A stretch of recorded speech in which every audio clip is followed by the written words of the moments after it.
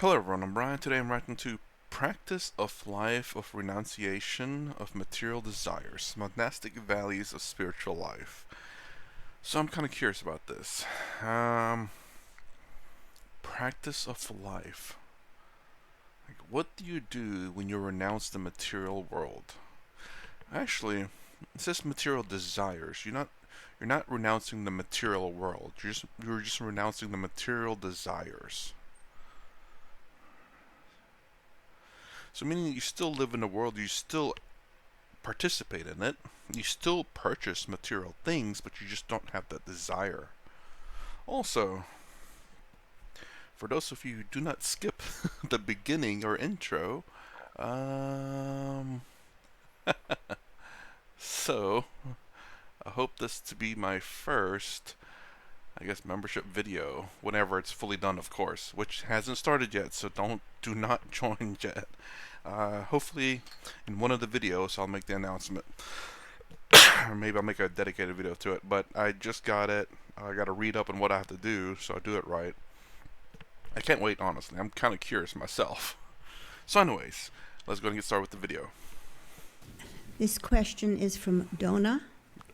Swamiji, if one cannot afford to take up sannyas formally due to some constraints and yet wants to live like a sannyasin, what are the necessary ideals, do's and don'ts, instructions that the person should follow while living in the world? I'd assume the fact that purchase the things that you need, and that's it. Don't purchase the things that you desire. And again, easier said than done, absolutely, but that is the truth of the matter.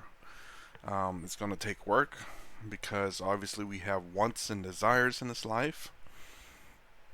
But I'll say this: there's nothing wrong with wants and desires, even though that's very contradictory. The point is not to suffer when you don't get what your wants and desires. At that point, you're not necessarily renouncing your desires, but your desires are not causing you to suffer. So it's a bit of an odd one, I will say. I think it's probably easier to renounce it. Maybe. I'm not sure. But to me, I have a lot of desires, but I don't suffer from them per se. Don't get me wrong. Again, like I said, I'm not going to be perfect. There are going to be some desires that I suffer from for sure, but it's not as much anymore. I've learned to accept because I understand the world, not completely. And what I mean by the world, I mean the stuff around me, stuff that I can and cannot control, the things that I need to do and what I can and cannot do makes the world easier to bear when I cannot get something or when I can get something. So, for example, if I want to buy a very, very expensive car, or a very, very expensive house, or a very, very expensive phone, or a very expensive watch, I know what I need to do. I understand what I need to do. And if I choose not to do it, then I should not suffer not getting the watch, the car, the phone, the house, because I chose not to do it. Now, if I want to do it, then I have a path that I can take to do it. And I must follow that path. If I deviate from that path, then I have to know that I deviated, and that's the reason why I'm not quite on the path. That's the way I look at it. So, and what would that path be? Say to buy a watch. It's like, oh man, well, if I want to buy the watch, here's how I would work it out. It's like, if I want to buy the watch, I got to reduce my spending. What can I do to reduce my spending? And whatever I reduce, I put that in a different kind of savings to build up that wealth to buy the watch. There, I have a path. I may not get it now, but at least I have a path and I don't suffer from it. It's not like, oh my gosh, I want it, I'm never going to get it. No, I created a path. I understand the requirements and the things that I need to do to get that which I desire. If I deviate from it, then it's my fault. I understand that it's like, oh man, I spent a little bit too much this month, so it's going to set me back another month, but it's fine. I understand that. That's just the way I work. And, I think some people do struggle with that. But everyone has their way of working things out. Hopefully, most people can, in a sense, create a goal and follow the goal. follow the path. And at least let's get started. Again. Sannyasin is a monk. It's a name for a Hindu monk. But basically, monastic values are same all over. And there are monks in Hinduism, Jainism. Jainism is a very strongly monastic system. So is Buddhism. Hinduism and Christianity both have strong monastic traditions, but also a lot of lay traditions. Of course, Buddhism and Jainism also have strong lay traditions. You can't have a religion without a lay tradition. The religion would disappear. If nobody has children, then who will follow that religion? So, but their origins were primarily monastic, Buddhism and Jainism. So that shows in the religion and the teachings. All right, that's a good question. Why? First of all, spirituality, enlightenment is for everybody. Just as in every sphere of life, like engineering or mathematics or what, you can use the products of engineering. We are using it all the time, the microphone and the light and all of this. But you may not have much of an idea how it's working. But you need people who are specialists in this field. And everybody else can keep using it. Similarly, in spirituality also, you need specialists. It could be a priest, an imam, a theologian, church father. And among specialists also, there may be like super specialists who do only that and nothing else. So their quest is enlightenment, God realization, and nothing else. And there may be such people.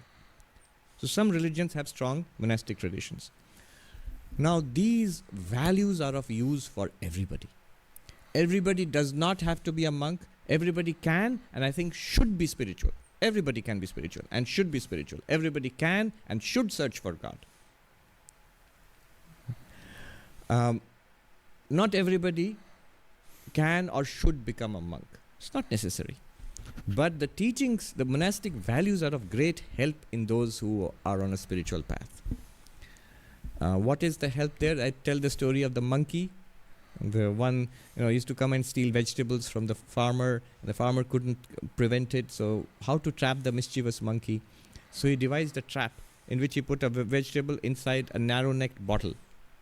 And the monkey crept down the tree and came and put its hand inside the bottle and grabbed the vegetable and was trying to pull it up. Of course, the vegetable got stuck because it's a narrow-necked bottle. It's just enough for its little hand to go in. And of course, if you maneuver it in a particular way, the vegetable itself might come out also, but it's very difficult. And the farmer started running out of his hut with a stick to beat the monkey. Now the monkey can escape. It can let go of the vegetable, pull out its hand and run away and climb the tree. But greed can't let go. And now the monkey is to be thrashed. I thought maybe the monkey would take the bottle with him. I mean, it's a bottle. It's not, unless it's too heavy for the monkey. The only way the monkey can escape the thrashing of samsara is for the monkey to become a monk. That means to let go. To let go. But if you don't let go, that's the problem. Swami Vivekananda says, thine only is the hand that holds the rope that drags thee on. Let go thy hold, sannyasi bold. Say Om Tat Sat Om. Can't blame God, can't blame samsara. You can't even blame samsara. Can't even blame the world. This is the way the world is designed. It can be a little worse and little better. But it's going to be like this. It has been. In spite of avatars and teachers and masters and prophets, the world still is like this. Little better maybe, that's all. You have to save yourself. So what are the values? The essential nature of being a monk is renunciation. Remember, even without being a monk, being in the world, Bhagavad Gita is taught by Krishna, who is a householder, to Arjuna, who is a householder. And after being taught the Gita, both remain householders. They don't become monks. In fact, in between the beginning, Arjuna was sort of suggesting that he could become a monk. Bhaikshyacharyam charanti, he says, I can go and live on alms. Krishna tells him, no. If you want to be a successful worldly man, you have to be in the middle of this. If you want to be successful in spiritual life, you still have to be in the middle of this. So, even if you are not that super specialized kind who wants only God, if you want that, well and good, we welcome you with open arms. But if you don't want that, or you want, many people cannot, because they are in such social circumstances, it's not practically possible to become a monk. But you can internally become monk-like. One has to become monk-like. You don't have to become literally. Even a monk has to be monk-like. If a monk is worldly, then no greater disaster than that. The Gita says, mithyachara sahuchyate. This is called hypocrisy. To sit quietly with withdrawing from the world of action and then think of the things one can get through the world of action. That's a kind of, that's hypocrisy. Instead of that, it's better to be engaged in action, but imbibe the values of monasticism internally. Be monk-like internally. What does that consist of? Sri Ramakrishna was very clear. Kam kanchon tag. The renunciation. Renunciation of what? Renunciation of acquisition of wealth and the pursuit of lust. He was pretty blunt about it. These are the two places where most people are, anybody who feels trapped, bound in samsara, at the root are these two. That somehow, in some sensory way, sensual way, world will give me pleasure, and that will give me fulfillment. That's one. The other one, by accumulating stuff in the world. It could be property, it could be wealth. It could start by just being what is called in US especially a pack rat. Keep accumulating stuff. Why do people want to live in the midst of so much trash? It's that desire to have. Where does it come from? Even these desires, they are rooted in your nature as Satchidananda. Sat, being. I don't know myself as being. The more stuff I have, I feel my being expanding. I have more. I am more. It could just be rubbish. You notice, sometimes unfortunate, mentally ill person, homeless, lugging along a huge sack of stuff. So, is it that poor person's essential stuff? No, it's not essential stuff. It's random garbage picked up from here and there. Why? I am more with stuff. And that is really relevant to the United States. Very overrun with stuff. When your house is overrun, it goes into a garage. When there's no space for the car in the garage, it goes into a unique creation of the United States, storage space. People buy storage space, big places where it's just, what's there? Just stuff. I'll counter a little bit. Now, some of these places are meant for just temporary storage. Like, hey, I gotta fix a room. I want to grab everything out of there. I have no room anywhere else. Or maybe you don't want to mess up a room just to fix a room. So you put it there temporarily. And then once your room's fixed, you put it back. Or for people who are like, they're moving across country and they can only bring so much stuff and they have to move out the house. So they put all the stuff into storage and what they can into their vehicles or whatever to move over there. Then once they get settled in, they come back and pick up the stuff. Just playing a little fairness here, But he's not wrong about that. It's kind of crazy where people rent out storage room because they're out of room in their house. I wonder if that's the majority, though. For what? For nothing. Just for being there. It is very philosophical. Pure being, existence itself. That is Kanchana. Sri Ramakrishna calls it gold. Pursuit of gold means this. And then the other one is Kama, sensual pleasure. It is rooted in our nature as Ananda. Our nature is bliss. We don't like being unhappy. We don't like being miserable. We don't like unpleasant stuff. We like being pleasant and happy and pleasurable, everything nice. So that comes from our real nature because it is nice. It is full of bliss, Ananda, but misperceived, limited, and chasing it in the world out, going out with a begging bowl in hand for handouts from the world for happiness. What do you want? What are you here for? Like a beggar, give me happiness. A little bit of happiness from a person, from an activity, from a hobby, from this body. From sophisticated stuff like cultivating the arts and sciences and all, from the mind. Now remember, this is dangerous doctrine. I am not decrying Wall Street, the economy. I'm not decrying Broadway, neither the boutique fashion shops, nor somebody said Manhattan is a foodie's place, food, or the high music and art in, say, Juilliard and the Broadway theater and all. No, no, no, no, no. I'm making a much more subtle point. They do what they are designed to do. When we invest in them a huge load, a demand of make me perfectly happy, they are helpless. They are not designed to do that. Do we make such a demand? It sounds silly when you say it. For example, nobody ever should be unhappy, should be rude to me. Nobody ever. Everybody should all the time be consistently, unremittingly nice and pleasant to me. You see, that's ridiculous, but that's what we feel. No, I don't feel that, Swami. But why do we get upset when one person at one time is a little rude to me? Have we remembered that? Even when we forgive, it's all right, I forgive, I don't mind. But we still remember it. It hurts. Why? Deep inside is this unexamined belief the world owes us happiness. And there's one of my views. I do not believe anyone deserves anything. I think if you have that mindset, you'll be much happier in life. So that's the way I look at the world. I don't believe I deserve anything at all.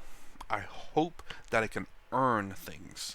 But even then, that doesn't necessarily mean that I deserve it. I can hope to earn it, but I don't deserve it. If that makes any sense. And when you believe you deserve something, it doesn't matter if you've earned it or not. You can earn something, you can work for something and then believe you deserve it. You can also do nothing at all and believe you deserve it. But if you earn something, generally that means that you've done something to earn it. Now I wonder if there's someone out there that says, yeah, I've just been sitting here all day, I've earned my right. And that's kind of the issue in the Western world about, entitlement. It's becoming very strong. It's terrible.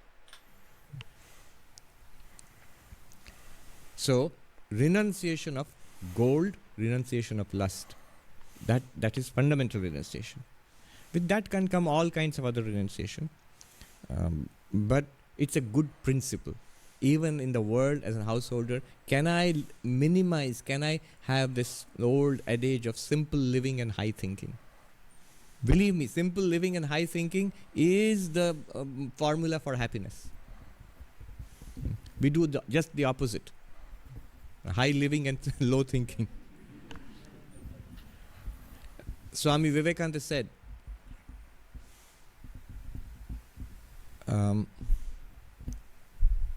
that he said this mixture of childlike simplicity and utter seriousness. And if you look at Vivekananda, he's exactly like that. His American devotees and followers used to say he was like this great big boy. And it's a combination of childlike simplicity and utter seriousness. I wonder if he means like kind of the way if you look at things as though you don't deserve it, but you see that it's something beautiful, you can appreciate it.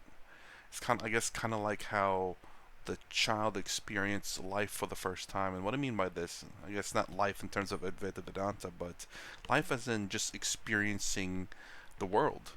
Like, seeing a swing for the first time or seeing a lion for the first time, this wonder, this amazement. I wonder if that's what it means by that, childlike. We do exactly the opposite. We are extremely complex and utterly shallow. And therefore unhappiness. We become complicated creatures and our lives are utterly shallow. Our thought lives, our intellectual lives, the way we lead our lives is shallow. And as people, the way we behave with each other and towards ourselves, very complex. That's why, everybody has a therapist in New York, or used to a few decades ago. Just luckily going out of style. So these are the values. The central value of being a monk is renunciation. Real quick, and I guess that's the reason why when you look at life that you don't deserve anything, and you've earned stuff, I think you can appreciate life a little bit more. Appreciate the little things that people do, because if people do things to you and say I deserve this, you're not appreciative of it. And mind you, people doing things for you does not mean that you've earned it either. But as long as you don't say that you deserve this, you're entitled to it, then you can appreciate it. Because if you're not entitled to something, then something's given to you out of hopefully the kindness of someone's heart, then you can appreciate it. That's the way I look at life. I tend to appreciate a lot of things that people do, even though it's their job, even though it's something that they give to me. I'm still thankful for it. How much can you do without? Um, Practically, how does that work? One is have less. Imitation of Christ is a very monastic book. It says, if you want peace, my child, always seek to have less rather than more. The exact opposite of what we do. Always seek to have less rather than more. One. If you want peace, my child, do these 4 things. 1. Always seek to have less rather than more. Always seek to be last rather than first. In matters of taking credit, in matters of consumption, let others enjoy. Let others get credit. And I've seen, it's not a spiritual thing only. People who are respected, great people in any organization, could be a business organization, could be a scientific or academic organization, they follow these principles. Not consciously, they come to it automatically. And they are respected in that organization, a scientific organization, a commercial organization, a business empire. A simple life. Putting others forward, not myself. Is he less successful because of that? Not at all. They're usually the top people. Somebody said, yeah, this just because they're at the top, they had the luxury of doing these things. We have to climb to the top and shove people aside. We can't afford to be last rather than first. So, always seek to be last rather than first. Then third one, in all matters of opinion, do the will of another rather than your own. Matters of opinion, not matters of value or of ethics. There, stick to it. Matters of opinion, don't fight. Seek to do the will of others. You will find peace. That is I was about to say, hold on. But wow, a matter of ethics, matter of morality. Do not seek the opinions of not necessarily do not just follow the opinions of others. Ethics and morality is something that should be strict in your life. It should be something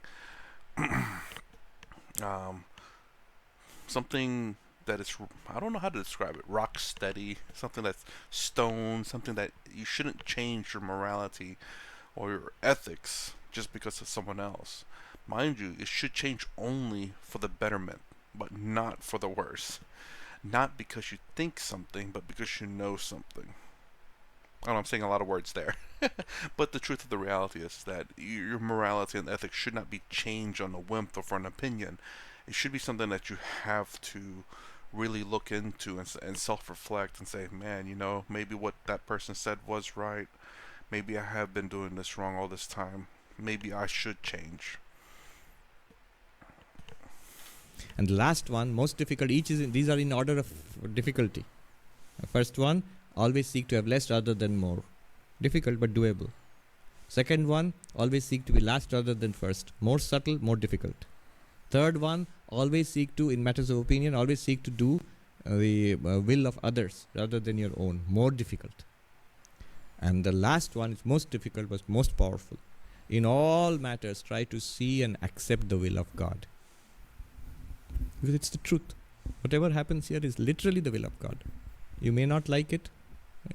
You will like it. Well, fine. Good for you. You may not like it. Can't be helped. But George Bernard Shaw, a little old lady came up to him and said, grandly, with a sense of great achievement, I accept the universe. And George Bernard Shaw is reputed to have replied, by God, madam, you better. I'll push back on that last bit. I don't really like that saying. Everything's at the will of God, meaning that no matter what you do, you cannot change what's been preset for you. This seems more like a bhakti yoga type, where obviously there are things in life you cannot change, but there are things in life that you can make change to. It's really weird to say. Like for example, there's a bad guy, right? You can influence his life. You can make a change in his life. That doesn't necessarily mean that he will, but he can. But he might not. But you still can. So you can change his life for the better by going and pursuing, to talk to the person, by seeing the error of his ways. But if you say, oh, well, it's the will of God, so I guess I can't do anything, I just let it be, then yeah, nothing's gonna happen. Everything will happen. I will say nothing the will of God, but just whatever happens, happens kind of deal. You can make change in the world. It's difficult, it's hard, but it's possible. You definitely can make change in your life, regardless of what other people do or say. So you can make just not things are not out of the will of God. You have some control over your life. You have some influence in the world. How much? That's to be determined. How much are you willing to try? How much are you willing to take to make those changes? That's all up to you. Making changes in the world is very, very difficult, but it's possible. Not impossible, but possible. Very hard, but possible. So, these are the practices for monasticism. Yeah.